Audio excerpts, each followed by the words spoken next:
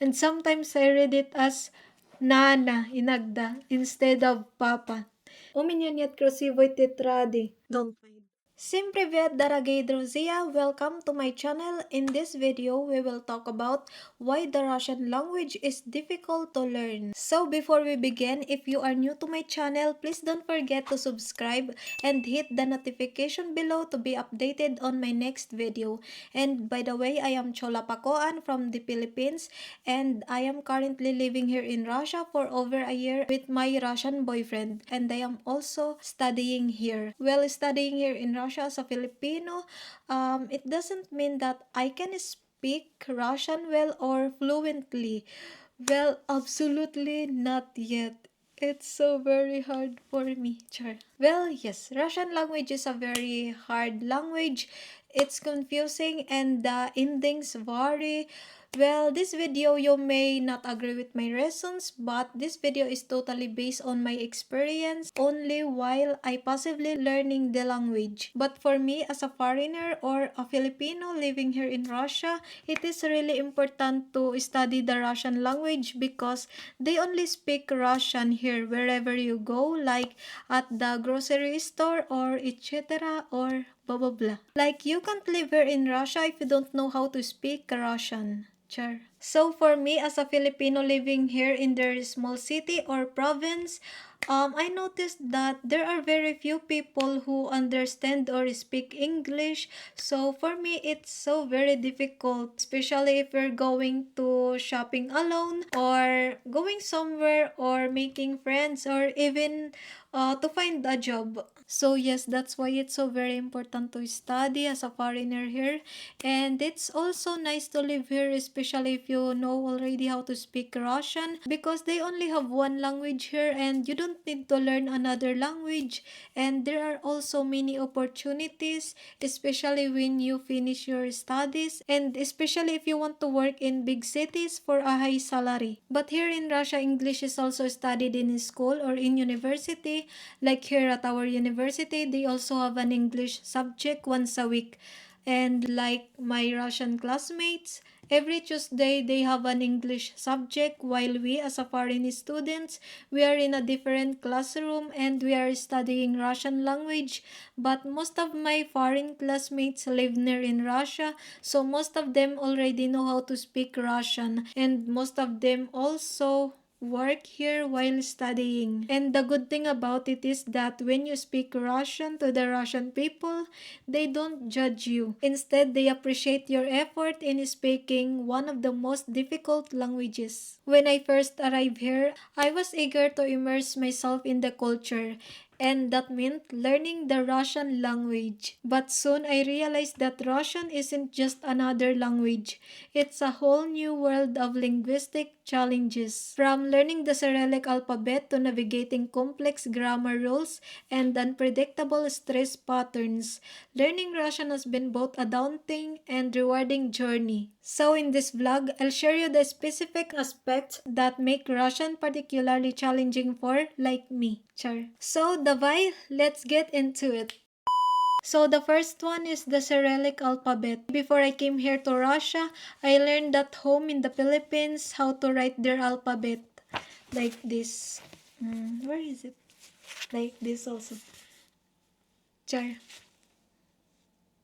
But when it comes to pronouncing, it is also confusing sometimes. For example, when I try to write the handwritten P in Russia, P. This P in Russia. The big and the small. And sometimes I read it as Nana, inagda, instead of Papa.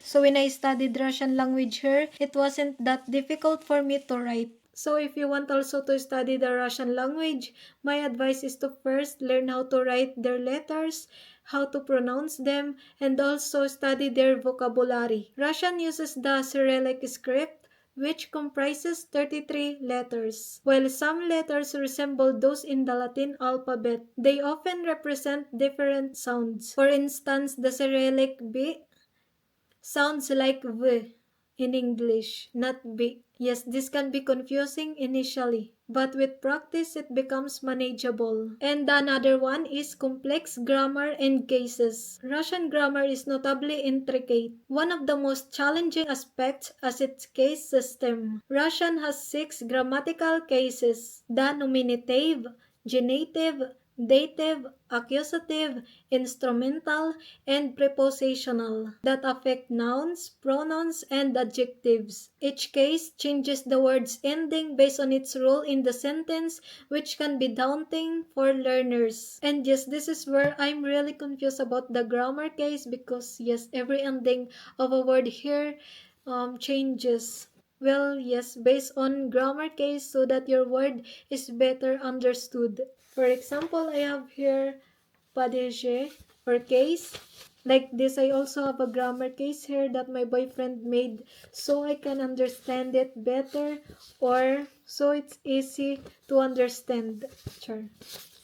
Like this.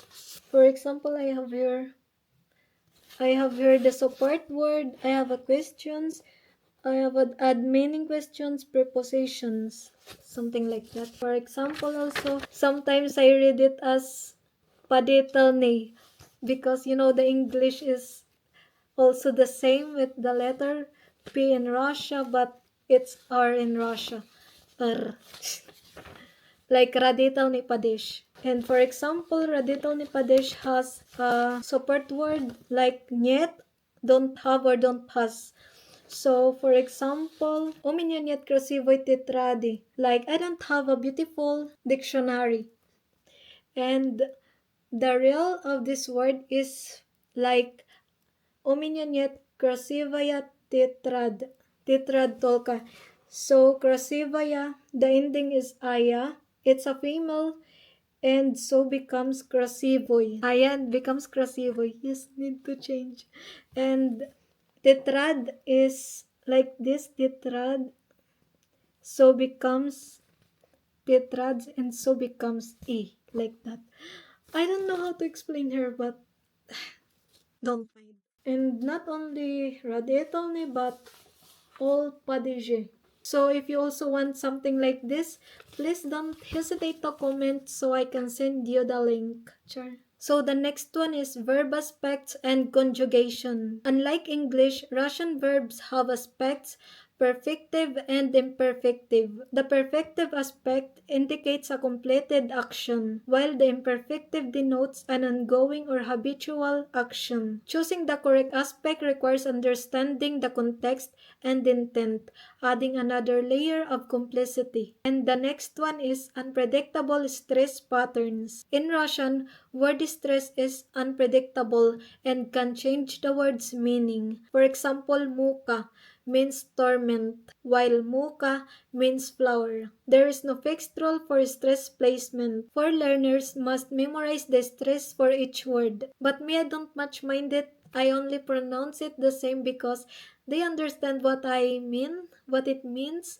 But anyway, it really need to pronounce it exactly because there are similar sounds but different meaning. And this is also where I get confused when I read a book or I read at our university in front of my Russian classmates, because yes, and I get confused because the words often don't have a stress pattern. But anyway, they understand me. And the next one is pronunciation challenges. Russian pronunciation includes sounds not present in Filipino or English, the rolled R, and the distinction between hard and soft consonants can be particularly challenging. Additionally, vowel reduction in unstressed syllables affects pronunciation and comprehension. And the next one is limited cognates. Cognates are words that look and sound similar across languages. Russian has fewer cognates with English or Filipino, making vocabulary acquisition more demanding. Learners often have to memorize entirely new words without familiar reference points. And the last one is scarcity of learning resources. While resources for learning Russian are available, they may not be as abundant or accessible as those for more commonly studied languages. Finding quality materials tailored to Filipino learners can be a hurdle. Well, that's all for today's video. video. Thank you so much for watching. I'd love to hear your thoughts. Drop a comment below and let me know what you think or what you'd like to see next. And please don't forget to check out the links in the description for more information and resources. Until next time, take care and see you in the next video. Paka-paka!